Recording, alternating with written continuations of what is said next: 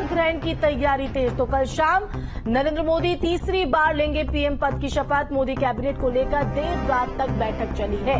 तो नड्डा आवास पर बैठकों का दौर चला। कैबिनेट में यूपी से नए चेहरों को मिल सकती है जगह। तो इस वक्त की ये बड़ी और अहम खबर आपको बता रहे हैं। सरकार गठन से जुड़ी हुई तो लगातार जो कवायद है सरकार गठन को लेकर तेज है। राष्ट्रपति भवन में शपथ ग्रहण की तैयारियां तेज हो चली है। तो आपको बता दें कि बेहद कम वक्त बचा है, यानी कल शाम नरेंद्र मोदी तीसरी बार पीएम पद की शपथ लेंगे।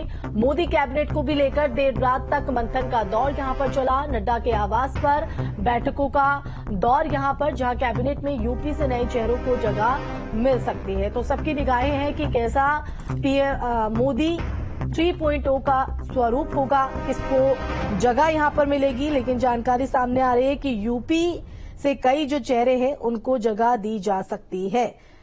तो मोदी सरकार की कैबिनेट पर सबकी निगाहें हैं।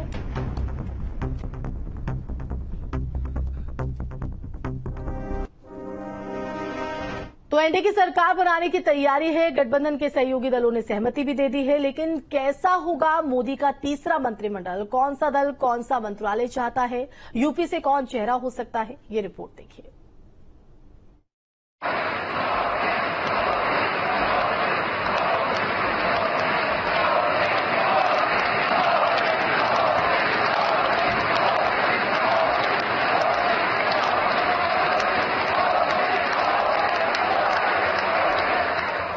नई सरकार के गठन की तैयारियां जोर शोर से चल रही हैं।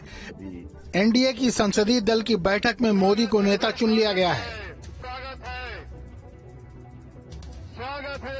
सभी सहयोगियों ने बीजेपी को भरोसा दिया है कि वो उनके साथ निष्ठा से बनी रहेंगी। लेकिन मंत्रिमंडल का ढांचा कैसा रहेगा? बहुमत में न होने के कारण इस बार मिलीजुली सरकार में सबकी सुननी होगी। किस पार्टी के कितने मंत्री शामिल हो सकेंगे और किस पार्टी को कौन कौन सा मंत्रालय मिल सकता है या उनकी क्या मांगे हैं, ये साफ नहीं हो पाया है। लेकिन सत्ता तक एनडीए को पहुंचाने में जेडीयू और टीडीपी का अहम रोल माना जा रहा है। लिहाजा माना जा रहा है कि इनकी मांगे भी उस हिसाब से अहम होंगी।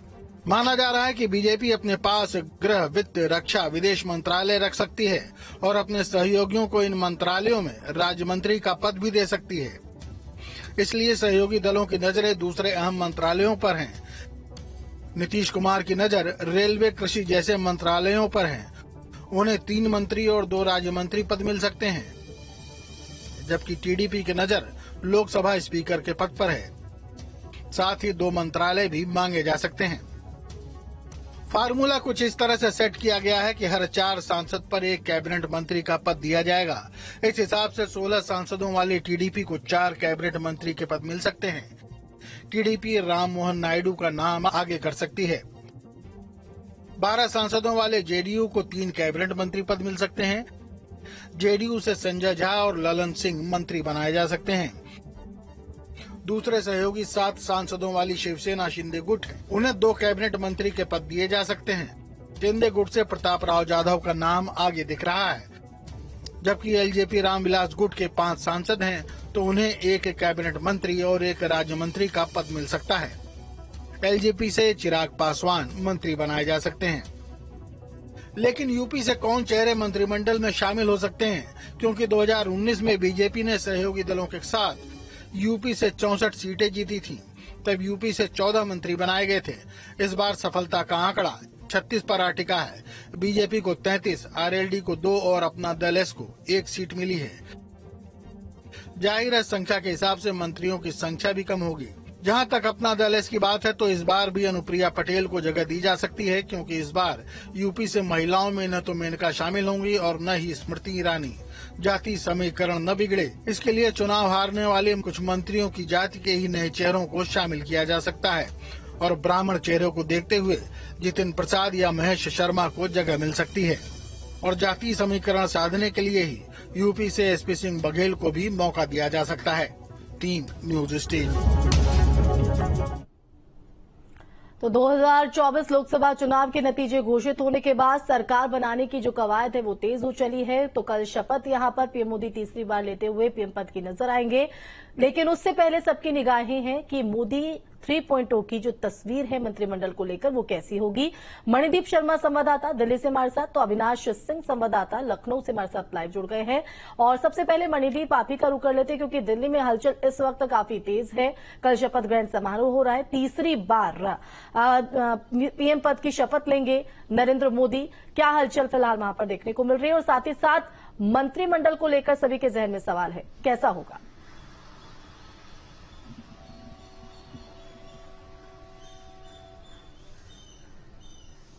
जी देखिए, कल का जो दिन भर पूरा था वो तमाम बैठकों का रहा। एनडीए की बैठक हुई तमाम दलों की। उसके बाद में सभी नेता राष्ट्रपति के पास में गए। प्रधानमंत्री नरेंद्र मोदी ने मुरली मनोहर जोशी व लालकृष्ण आडवाणी का आशीर्वाद लिया। इसके अलावा जो आज का दिन है वो कहा जा रहा है कि जो बीजेपी के जो नेता हैं उनकी इंटरनल बैठकें होंगी, क्योंकि अभी 10 तारीख को जो शपथ ग्रहण जो भी होना है शाम 7:30 बजे में, उससे पहले ही वो सारी चीजें, वो रूपरेखा, वो पूरा ड्राफ्ट तैयार हो जाना है कि आखिर किस पार्टी को कितने सहयोगियों को कितनी जगह और कितनी सीटें मिलने जा रही हैं। जहां तक बात हो रही थी बार्गेनिंग व डीलिंग की, तो साफ तौर पर चंद्रबाबू नायडू और नीतीश कुमार ने कह दिया है कि जितना हम लोग कुछ मांगेंगे नहीं, जितना होगा हम उतना ही लेकर के संतुष्ट होंगे। सरकार के साथ पूरी तरह से हैं। यूपी के मद्देनजर यदि बात की जाए तो जैसे कि अभी हमारी रिपोर्ट भी चल रही थी कि पहले सीटें ज्यादा आई थी तो ज्यादा मंत्री चेहरे थे, इस बार सीटें कम आई हैं, 36 महज सीटें हैं। तो जाहिर सी बात है कि उत्तर प्रदेश से जो मंत्री जो चेहरे हैं वो भी कम ही ऊपर निकल करके आ सकते हैं। इसमें अनुप्रिया पटेल है, जो कि महिला मंत्री है, स्मृति ईरानी चुनाव हार गई हैं, तो अनुप्रिया पटेल को निश्चित तौर पर जगह मिल सकती है। जयंत चौधरी हैं, 2 सांसद अपने लेकर के हैं, तो जयंत चौधरी को भी मोदी कैबिनेट में जगह मिल सकती है। फिलहाल जो सारे जो तमाम कयास लगाए जा रहे हैं, जातीय समीकरण उत्तर प्रदेश में, चूंकि 27 में विधानसभा चुनाव भी है, तो जातीय समीकरणों को चेकलिस्ट करते हुए ये पूरी मोदी कैबिनेट की लिस्ट बनेगी। और उसके अंदर साफ तौर पर जिस तरीके से जो सीटें कम आई हैं, जो विचार मंथन हुआ है, जो आकलन हुआ है, उसमें सूत्रों के हवाले से खबर यह भी है कि नए चेहरों को, जतिन प्रसाद हैं, युवा ब्राह्मण चेहरे हैं, तेज तर्रार हैं, ऐसे नए चेहरों को जो यंग दिखें, जो तेज तर्रार हों, जो बोलने में वोकल हों, उनको मोदी कैबिनेट में प्रमुखता के साथ में स्थान मिल सकता है। बिल्कुल, लखनऊ का भी रुख कर लेते हैं। संवाददाता अविनाश सिंह हमारे साथ हैं। अविनाश, मोदी 3.0 में उत्तर प्रदेश से कौन से चेहरे हो सकते हैं, सभी के जहन में सवाल है, क्योंकि स्थिति हमने देखी है नतीजों के दौरान किस तरह से प्रदर्शन जो है खराब रहा है, और उसी को देखते हुए अब माना जा रहा है कि कहीं ना कहीं ये संख्या कम हो सकती है पिछले चुनावों और नतीजों के मुताबिक।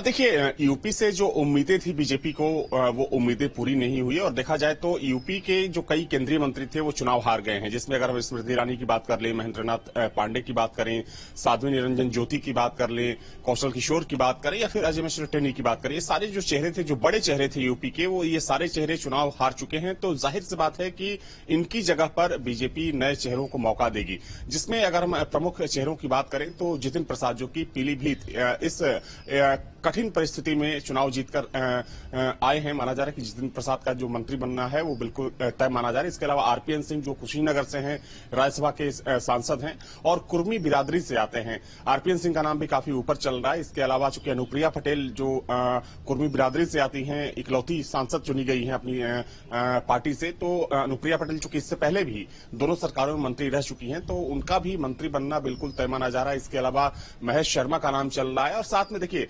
सबसे बड़ी बात यह है कि यूपी चूंकि वो स्टेट है जहां पर बीजेपी जातीय समीकरण को साधने में इस बार असफल रही, तो जाहिर सी बात है कि यूपी से चाहे हम पिछड़े नेताओं की बात करें या फिर दलित वर्ग से आए नेताओं की बात करें, तो उनको इस कैबिनेट में बीजेपी जगह दे सकती है, क्योंकि चूंकि 2027 का चुनाव है यहाँ पर विधानसभा का। और इसके अलावा चूंकि यूपी को कोई भी खोना नहीं चाहता, और देखा जाए तो यूपी में बीजेपी सबसे बड़ा लक्ष्य लेकर चल रही थी 80 सीट को जीतने का, लेकिन आधे से भी कम सीट पर बीजेपी सिमट कर रह गई। तो निश्चित तौर पर कह सकते हैं कि आने वाले समय में बीजेपी यहां के जातीय समीकरण को साधने की भरपूर कोशिश करेगी, और उस लिहाज से कह सकते हैं कि जो कैबिनेट का गठन होगा उसमें यूपी को महत्वपूर्ण जिम्मेदारी भी मिलने वाली है। बिल्कुल, जातीय समीकरण की आपने बात कही, तो कहीं ना कहीं पुराने मंत्रियों, जो कि चुनाव हारने वाले मंत्री हैं, उनकी जगह कहीं ना कहीं ये माना जा रहा है कि उन्हीं की जाति के जो लोग हैं उनको चेहरा बनाया जा सकता है, उनको जगह दी जा सकती है। और वो कौन से नाम? बिल्कुल, निश्चित तौर पर निश्चित तौर पर देखिए, जैसे अगर हम कौशल किशोर की बात करें तो दलित समाज से आते थे और चूंकि लखनऊ की जो बगल की सीट थी मोहन लालगंज, वहां से लगातार 2 बार चुनाव जीते, सरकार में मंत्री रहे, तो चूंकि वो चुनाव हार गए हैं तो वो मंत्री नहीं बनेंगे, तो जाहिर सी बात है कि उनकी जगह पर किसी दलित जो बड़ा चेहरा होगा उसको बीजेपी जगह दे सकती है। इसके अलावा अगर हम ब्राह्मण चेहरे की बात करें तो अजय मिश्र टेनी और महेंद्र नाथ पांडे दोनों ही ब्राह्मण समाज से आते थे, दोनों ही चुनाव हार गए हैं और दोनों इस बार मंत्री नहीं बनने वाले हैं। तो ब्राह्मण समाज से भी किसी प्रमुख चेहरे को जगह दी जा सकती है, जिसमें कि जितिन प्रसाद का नाम सबसे ऊपर चल रहा है। चूंकि पहले जितिन कांग्रेस पार्टी में हुआ करते थे, हालांकि अभी वो मौजूदा समय में यूपी सरकार में पीडब्ल्यूडी मिनिस्टर यानी कि जो लोक निर्माण विभाग है उसके मुखिया हैं, उसके मंत्री हैं, लेकिन माना जा रहा है कि वो अब सेंटर में शिफ्ट होंगे चुनाव जीतने के बाद। और चूंकि अगर हम यूपीए 2 की बात करें तो यूपीए 2 में भी वो एक प्रमुख जिम्मेदारी निभा चुके हैं। यूपीए 2 में जो कैबिनेट थी उसमें वो मंत्री थे, तो माना जा रहा है कि उनके अनुभव के आधार पर जितिन प्रसाद को मंत्री बनाया जा सकता है। साथ में महेश शर्मा का भी नाम चल रहा है और कई ऐसे चेहरे हैं जिनको मंत्री बनाने की चर्चा है। तो देखिए, इसमें कोई दो राय नहीं है कि यूपी एक ऐसा स्टेट है कि यहां पर जातीय समीकरण को साधे बिना कोई भी पार्टी आगे नहीं बढ़ सकती है। और चूंकि बहुत जल्द मान के चलिए कि 2.5 साल में चुनाव होना है, तो निश्चित तौर पर कह सकते हैं कि तमाम समीकरणों को देखते हुए, चाहे जातीय समीकरण हो या फिर क्षेत्रीय समीकरण हो, इसको देखते हुए। और देखिए, अगर हम पश्चिम के बेल्ट की बात करें तो चूंकि वहां पर जो प्रमुख सहयोगी हैं जयंत चौधरी, उनकी भी 2 सीटें हैं और जयंत चौधरी को लेकर भी कहा जा रहा है कि चूंकि जाट समाज से आते हैं तो उनको भी कैबिनेट में सरकार जगह देने वाली है। तो ये वो चेहरे हैं जिनका मंत्री बनना बिल्कुल तय माना जा रहा है। हालांकि भारतीय जनता पार्टी कह सकते हैं कि एक अलग तरह की राजनीति करती है, कब किसको मौका दे दे, कब किसको बाहर कर दे, तो ये उसकी खासियत है। और चुनौती इस बार कहीं ना कहीं बढ़ते हुए अविनाश नजर आ रहे हैं और किस तरह से जातीय समीकरण को यहां पर बिठाया जाता है, चाहे वो ब्राह्मण के तौर पर हो, दलित समुदाय से हो या फिर ओबीसी फैक्टर हो, यहां पर ये देखना रहेगा। मणिदीप पे एक बार फिर से मैं आपका रुख करना चाहूंगी, तो यूपी से तो क्या चेहरे होंगे, किनको जगह मिल सकती है, किनकी टिकट कट सकती है, ये देखना होगा। लेकिन साथ ही साथ अगर हम बात करें अन्य सहयोगी दलों की, तो कई ऐसे दल हैं जिनके खाते में बेशक एक सीट हो, लेकिन हैवी वेट नेता होने के चलते उनको दरकिनार नहीं किया जा सकता है। तो ये भी एक चुनौती पीएम मोदी के सामने रहने वाली है।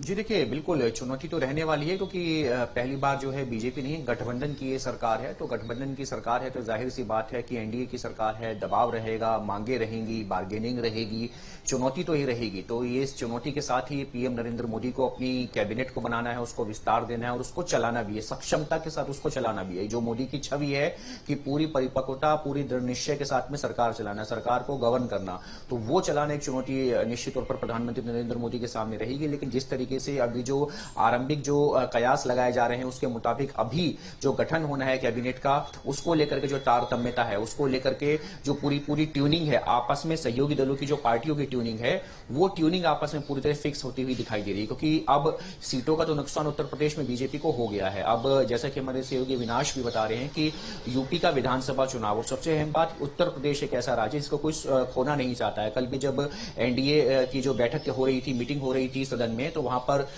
सोशल मीडिया पर पूरे पर जो उत्तर प्रदेश के मुख्यमंत्री योगी आदित्यनाथ, उनकी तस्वीर को जूम करके लोगों के द्वारा चलाया जा रहा था कि योगी जी का चेहरा किस तरीके से निराश दिख रहा है। तो ऐसे में जाहिर सी बात है कि बीजेपी भी इस चीज को कंसीडर करेगी। फिर प्रधानमंत्री नरेंद्र मोदी ने उनके कंधे पर भी हाथ मारा, तो इसको भी बड़े पॉजिटिव वे में लिया गया। तो जाहिर सी बात है, हारने वाली चीज नहीं है, मन खोने वाली चीज नहीं है, मन छोटा करने वाली चीज नहीं है। कुछ ऐसे निर्णय लिए जाएंगे जो कि चौंकाने वाले होंगे, जो कि पार्टी के संगठन को सुदृढ़ करेंगे। तो तमाम आयामों को, तमाम जो डायमेंशंस हैं, उनको मद्देनजर रखते हुए और आगामी 2.5 साल के बाद जो विधानसभा चुनाव उत्तर प्रदेश में होना है, उसको मद्देनजर रखते हुए सारे निर्णय लिए जाने हैं। जाहिर तौर पर पीएम मोदी ने बीजेपी की बहुमत सरकार यहां पर जो है वो चलाई है और इस बार गठबंधन सरकार से जो है वो सामना है। तो जाहिर तौर पर न सिर्फ मंत्रिमंडल बल्कि जो बड़े एजेंडे सेट किए गए उन पर भी एक खासा असर पड़ते हुए दिखाई देगा। फिलहाल बहुत शुक्रिया मणिदीप और अविनाश, आप दोनों का ही इस हलचल को लेकर नजर बनाए रखिएगा। तो नई सरकार को गठन करने को लेकर लगातार जो कवायद है वो तेज है। सवाल यही कि मंत्रिमंडल